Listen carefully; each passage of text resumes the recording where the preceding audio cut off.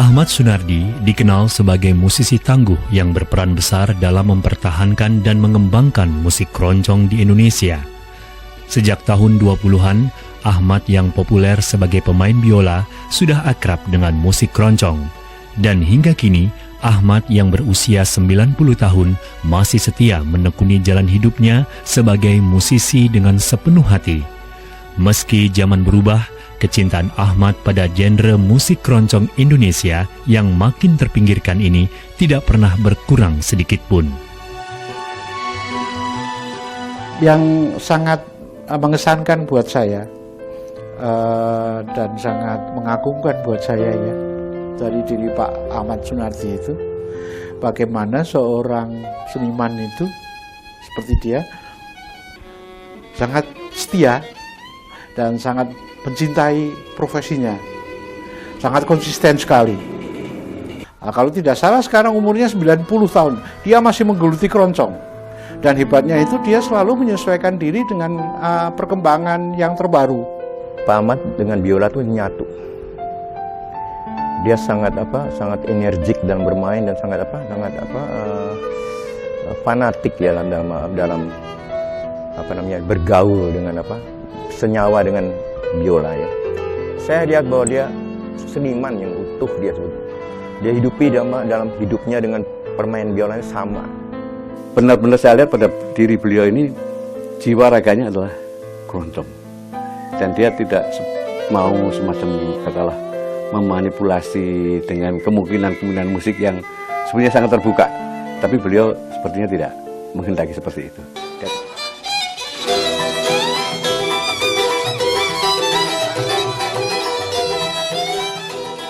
Sebagai musisi, Ahmad yang gigih melestarikan musik keroncong telah berjasa dalam menyusun konsep musik keroncong Indonesia. Dengan keyakinan musik keroncong merupakan musik khas Indonesia, Ahmad berhasil menetapkan sejumlah kriteria yang membedakan musik keroncong dengan warna musik lain. Kriteria itu kemudian menjadi pedoman bagi pemusik keroncong yang tersebar di berbagai daerah di Indonesia.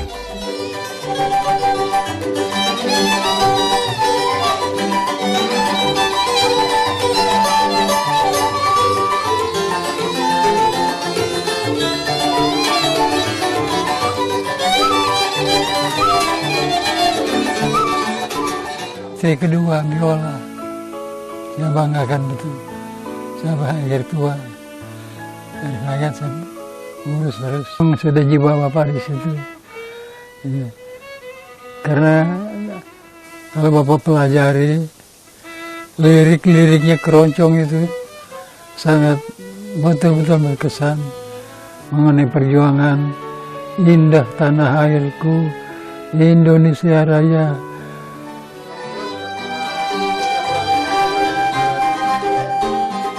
Melalui Orkes Gita Pusaka yang dipimpinnya, tahun 80-an, Ahmad berhasil menyebarluaskan musik keroncong di TVRI. Dengan mewajibkan seorang pemula yang ingin mengisi acara musik di TVRI membawakan lagu-lagu keroncong, musik keroncong bisa berkembang. Meski menghadapi banyak hambatan karena kecintaan Ahmad, hingga kini musik keroncong tidak punah di negeri sendiri. Dulu keroncong nggak ada kriterianya, Bapak yang buat. Kalau keroncong itu biramanya 28, kalau langgam 32, kalau yang nama Stambul 16. Nah itu juga dipecah lagi. Kalau keroncong 1 separuhnya, Stambul 1 juga separuhnya, jadi sudah baku gitu Bapak bikin di, insya Allah dipakai. Kalau Bapak ditanyakan, Pak keroncong dari mana? Bapak balik tanya, ini tanya apanya? Instrumennya, apa lagu keroncongnya? Kalau instrumen, lagu apa aja, musik apa aja, instrumen dari luar. Sedangkan gamelan di Thailand ada, di India ada. Begitu ceritanya. Nggak ada di mana-mana keroncong. Itu yang Bapak katakan tahun 60 di Malaysia. Dia ngomong Malaysia, budaya Jawa, pasal keroncong, dia menang.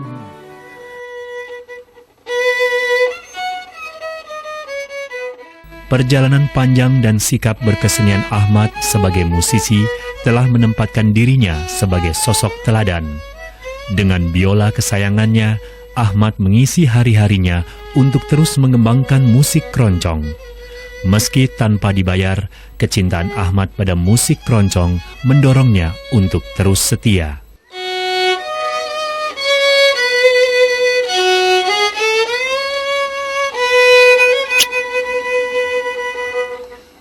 Karena jasanya dalam bidang kesenian, Ahmad dihormati sebagai musisi besar yang tiada bandingannya.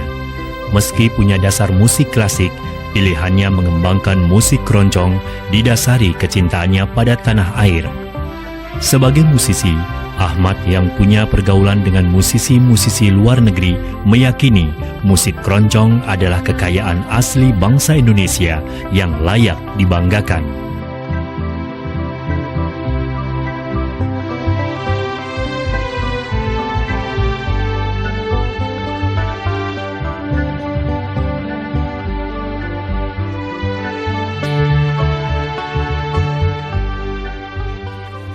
Yang sangat terkesan di Washington.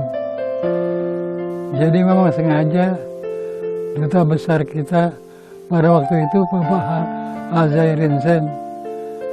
Malam kita diajak nonton Harry Belafonte sama Raymond Keba. Rupanya besoknya beliau-beliau itu diundang ke kedutaan Joint Venture teman sama-sama. Nah itu cerita keroncongnya di situ tuh lucunya. Jadi makanya Bapak suka heran ya, di luar negeri sangat kagum sama beat keroncong.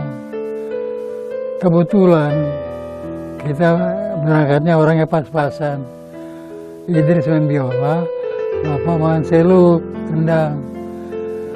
Nah itu saking enaknya Harry Belafonte minta ditulis.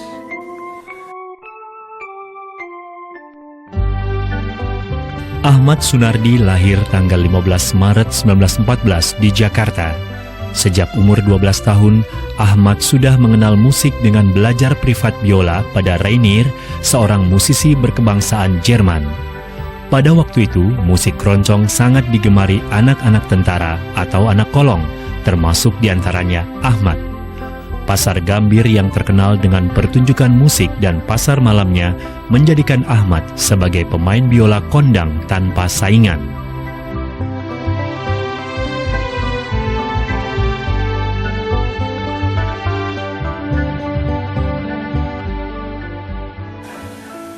Bapak ini ya, tidak punya saudara, tunggal, jadi nggak ada yang pimpin. Malah mimpin sendiri aja. Karena memang Bapak dari kecil di Kemayoran. Nah, justru di Kemayoran itu tempatnya keroncong. Banyak Indo-Indo Belanda dulu. Teman-teman Bapak. Bukan di mana-mana, di Kemayoran. Di sana ada grup Liviava.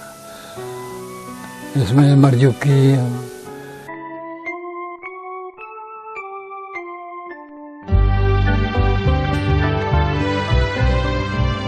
Selepas dari tugas militer tahun 1949, Ahmad yang berpangkat sersan mayor mulai total menekuni musik, terutama musik keroncong. Tahun 1960, Ahmad yang tergabung dalam rombongan kesenian Indonesia mendapat kesempatan melawat ke Malaysia bersama Sam Saimun dan Bing Slamet. Dan tahun 1964, Ahmad yang kembali tergabung dalam misi kesenian Indonesia melawat ke beberapa kota di Amerika Serikat, Jepang, Bangkok, dan Hong Kong.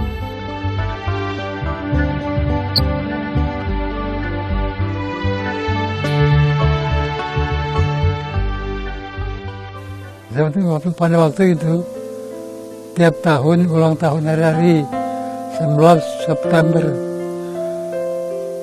Bapak yang pimpin terus, keroncong asli pimpinan Ahmad, tidak pernah absen.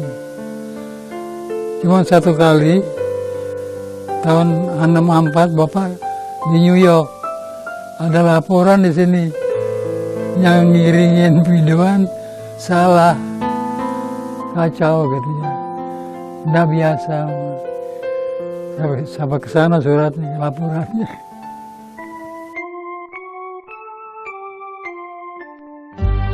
Kembali ke Indonesia, Ahmad bergabung dengan Orkes Simfoni Jakarta, menjadi anggota Ansambel Jakarta dan Orkes Telerama Jakarta. Tahun 1981, Ahmad menjadi pimpinan Orkes Keroncong Gita Pusaka yang tampil di televisi sebulan sekali. Saat itu, Gita Pusaka sangat populer dan salah satu orkes keroncong terbaik yang menjadi acuan banyak orkes keroncong lain.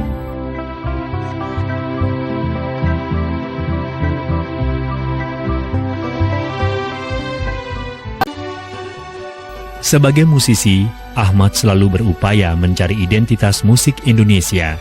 Ketika masih memimpin Orkes Gita Pusaka, Ahmad kreatif membuat aransemen yang dipadu dengan warna musik yang sedang digemari masyarakat pada saat itu. Meski fanatik dengan keroncong, Ahmad tidak ragu memasukkan unsur musik lain pada musik keroncong semata-mata agar musik ini tetap digemari dan eksis di masyarakat. Dia kalau nggak salah menyebutkan nama orkesnya itu Orkes Aneka Keroncong. Ya, jadi dari sini, dari nama itu kita kurang lebih sudah tahu ya bahwa semangatnya itu sangat terbuka sekali. Beliau ini sangat korek terhadap musik yang dia tangani. Bagaimana menyebarluaskan kultur keroncong ini sebaik-baiknya tanpa harus berusaha, tanpa harus melakukan modifikasi yang enggak. Nah, di sini saya melihat pada Pak Ahmad, dia punya itu. Beliau itu seorang pemimpin yang tidak banyak menuntut kepada anak buah, tapi sangat mengerti anak buahnya bagaimana. Jadi beliau tuh mendengar misalnya aransemen dibikin oleh beliau tidak fanatik, wah itu nggak bagus, nggak, didengar dulu, pasti itu beliau gitu orangnya, terus langsung. Meski tidak berkecukupan, Ahmad yang tidak mewarisi darah seni dari keluarganya mensyukuri garis hidupnya sebagai seniman. Karena aktivitasnya, Ahmad yang disegani sebagai musisi bisa menghidupi keenam anaknya. Meski hanya mengandalkan hidup sebagai pensiunan pegawai negeri dari RRI Stasiun Pusat Jakarta, Ahmad leluasa mengembangkan kecintaannya pada musik keroncong. Dengan kesetiaan yang besar, hingga saat ini, pada usia 90 tahun, Ahmad masih aktif membagikan ilmunya kepada komunitas pecinta keroncong di Radio Kayu Manis dan Radio Draba di Jakarta.